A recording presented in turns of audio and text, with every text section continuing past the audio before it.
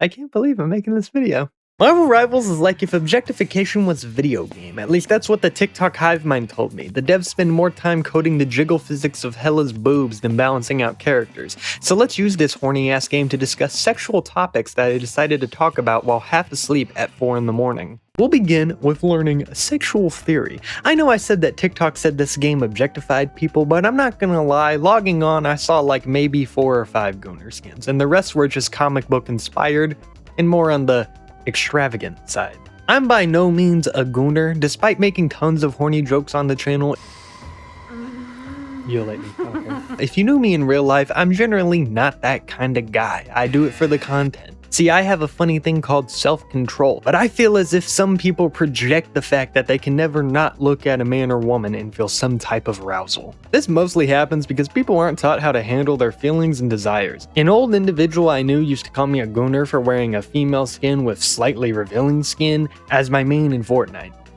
I never understood this, because he assumed that because I'm a man I must automatically get rock hard and nut all over myself anytime I see a woman's skin. What if I'm gay? I understand that for some people they get uncomfortable seeing other people's bare bodies, but low-key it's a skill issue. Fuck nuance! No, but seriously, I think people who are uncomfortable by the fact that Marvel Rivals features revealing skins are as valid as those that are not bothered. Sexualization in superheroes for mostly women but also men has existed in comics and video games since its earlier creations. Nowadays, nerdy spaces with both men and women are more comfortable showcasing their bodies in more expressive ways, so seeing it in the video game isn't bad to them. Something that comes to mind is a debate I saw on TikTok was on whether or not the new DCU Wonder Woman should wear the normal corset / swimsuit outfit similar to Linda Carter, or a fully covered look like this. In my opinion, I'd say that Wonder Woman is a feminist icon meant to empower people to be who they want, which includes wearing what makes them feel confident, whether that's pretty or handsome. If you feel more confident wearing jeans, or yoga pants, or a tank top, or crop top, wear it. Her character is embodying the human individual to be themselves and wear what makes them, them. If you have to cover your skin or show it, do that. It's your body and your soul. Do what fills you and makes you happy. You see, wearing what you want and being sexualized for what you wear are two different things. A person may want to wear tight leggings but not be sexualized for it, which is where we get into when to and not to make flirty or sexual remarks. It is important that both men and women realize just because someone looks attractive doesn't mean they want to be told that, especially in a more erotic manner. Read into their behavior and actions, see if the individual is inviting flirtatious remarks, and if they are, then you can do it. If you ever misread, apologize, humble yourself, and explain that you were trying to match what you thought were the W vibes. But seriously, most people are chill, and unless you said the most perverted thing under the guise of flirting, then they'll probably be chill and laugh it off. But what about discussion of these topics online? Well, it's basically like sitting with your pals and talking about it. These thirst traps and edits, depending on style, are inviting people who also find the person, real or fake, to laugh, joke, and giggle about what entices them. Thirsty communities finna thirst. That's why some people in the Marvel Rivals community aren't bothered by these unique outfits. But what I do see bother people is the community's reaction to the outfits. A lot of people are very comfortable with their sexuality nowadays. You can be straight, bi, gay, whatever. People tend to be very loud about people that gets them going. Obviously, I've joked about sexy characters in my videos before, as I mentioned earlier, but for a decent amount of people, which is perfectly okay, they don't like that. I'd say the majority of society is tailored to keep what they find attractive on the down low, so when they see other people shamelessly discussing it like a sports topic on NFL Sunday, they tend to get very defensive. Sometimes women will label men who comment on these thirst posts as sexist or objectifiers. I've seen men call out women under thirst posts as well. Clearly there's a community in both genders that feels it is wrong to loudly make sexual remarks about characters, whether real or fictional. So we have these two very different communities with opposite ideas of what is and isn't right. The community that does not like the expression from those who find stuff attractive are called sexually averse, or in slang, prudes. Those who do express what they find attractive are called, well, nothing. This is considered normal and healthy. If said remarks are said in the right places and communities, and seeing as these comments are almost always done under thirst traps, that is considered to be the right community. Sometimes you'll see a video that isn't a thirst trap involving a sex icon, and when someone comments a suggestive remark, the comments flame them because they weren't in the right place to discuss it. However, I will be fair, the game is inherently thirsty, so it invites the sexually expressive. I believe the controversy of this game being called a Gooner game comes from the fact it didn't start out as one. Sorta. The game had very exaggerated male and female design, but most marked it down to a more comic-inspired tone. I hate to break it to people, but comics are also pretty thirsty, but not everyone understands that, so an upset reaction is valid from their perspective. Different people have their comfort in what they deem acceptable and unacceptable. Personally, I don't care for the swimsuit skins. I think there's such a lack of any creative design and feel that it breaks the superhero immersion, like at least create a map where you fight on a beach or resort.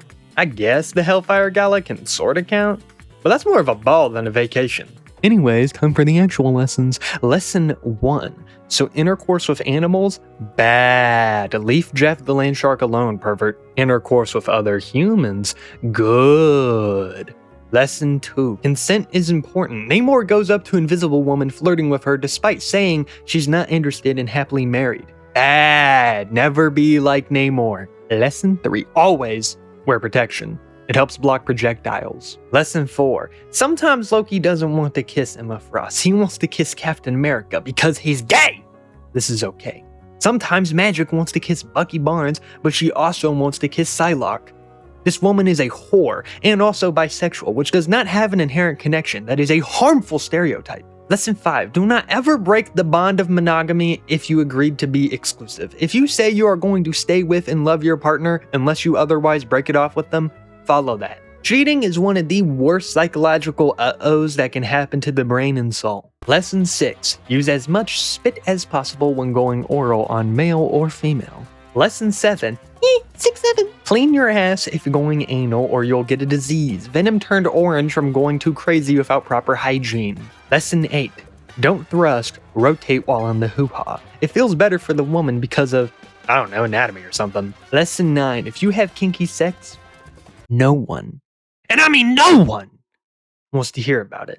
Unless it's not a degenerate activity, then it's valid. Lesson 10. Public foreplay is nasty and no one wants to see you walk your partner on a leash or dry hump each other. It is not hard to stay inside. Fuck you. Lesson 11. Experiment with your partner. In the words of the smoke shop I called for relationship advice. Hey, life's too short to say no. Exactly. Thank you, brother. That's all I needed. Do what makes you and your partner comfortable. Lesson 12. Men! Pace yourself or you'll look like a dumbass. Women! Hello, Grandma. I need to sell your television. Okay, done with the sex ed stuff. Is this game good? The gameplay is intense and sparks an internal rage in anyone who plays. You like playing healer? Your whole team will be yelling at you for heals despite solo rushing the enemy team. You like playing tank? Too bad, you're gonna be picked off, skinned, and eaten by Jeffree Star. Or was it Dahmer? I forgot. My first game back on, I won overtime with my expert skills as Invisible Woman. Against bots. It's the only fun way for me to play. Listen, this is a competitive game, meaning that you have to dedicate time and hours, and my friend group is on For Honor right now, so I cannot take on 2 comp games at once. It is impossible. I am not gamer enough. Which is why I actually really like that Marvel Rivals has bots. Not many games do this nowadays. As a kid who hated being yelled at back in Call of Duty lobbies because if I yelled back my mom would ground me, I just played with bots like a sad, pathetic loner. I had a nice childhood. I think. The characters are diverse and fit who they are. Deadpool is able to fit any role, which is pretty awesome. He also slaps enemies with his ass. Emma Frost is the biggest hottie in this game, and Venom can twerk, but that was still a thing when I still played. Jeff the Land Shark has a maid outfit, and already this game has beaten Overwatch by a landslide. I don't know how this game is still relevant. Blizzard has failed so badly as a company that for the last 7 years, there's been a running gag on social media that people think Overwatch is just a porn category because no one plays this shit game. But damn do they jonk to it. The balancing is moderately good, obviously there is meta, but if you're decent enough, any character be cracked in this, especially Lady Loki. Give me a chance. Hey, give me, please.